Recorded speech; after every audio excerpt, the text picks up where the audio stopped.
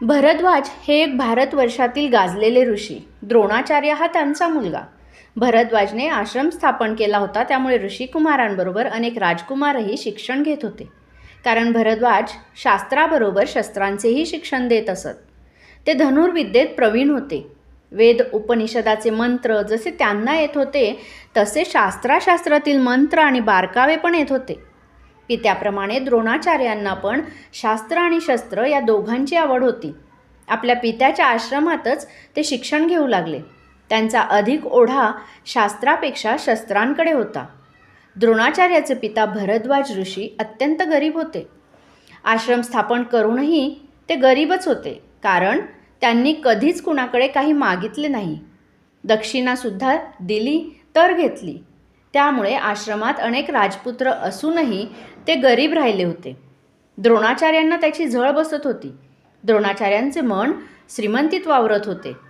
चांगली वस्त्रे, चांगले भोजन, दासदासी, संपत्ती, वैभव याच्यात त्यांचे मन अडकले होते.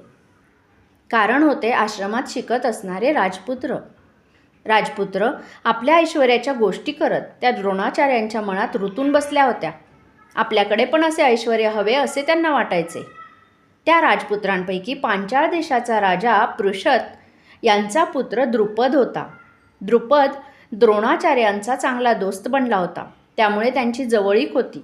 दोघेही एकत्र अभ्यास करायचे, एकत्र फिरायचे. द्रुपद त्यांना अनेक श्रीमंतीच्या गोष्टी सांगे.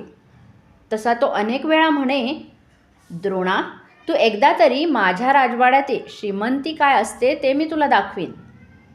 द्रोणाचार्य तरुण होत होते तशी त्यांच्या मनातील श्रीमंतीची इच्छा वाढतच होती.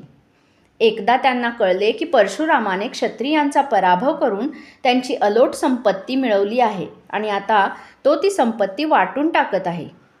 ही बातमी कळली आणि द्रोणाचार्यांनी निर्णय घेतला, आपणही परशुरामाकडे जायचे, काही संपत्ती मिळवायची. विचार पक्का होताच ते सरळ परशुरामाकडे गेले. परशुरामाने त्यांचे स्वागत केले.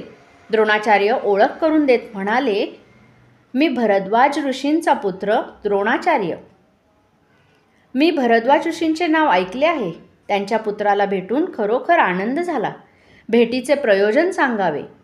परशुरामाने विचारले, आपण मिळवलेली सारी संपत्ती ऋषींमध्ये वाटत आहात असे ऐकले, म्हणून आलो होतो. अडखळत द्रोणाचार्य म्हणाले. त्यांच्या बोलण्यावर खेद व्यक्त करीत परशुराम म्हणाले, द्रोणा, तुला खूप उशीर झाला आहे. माझ्याकडची सर्व संपत्ती मी वाटून संपवली. तुला देण्यासाठी आता माझ्याकडे काही नाही.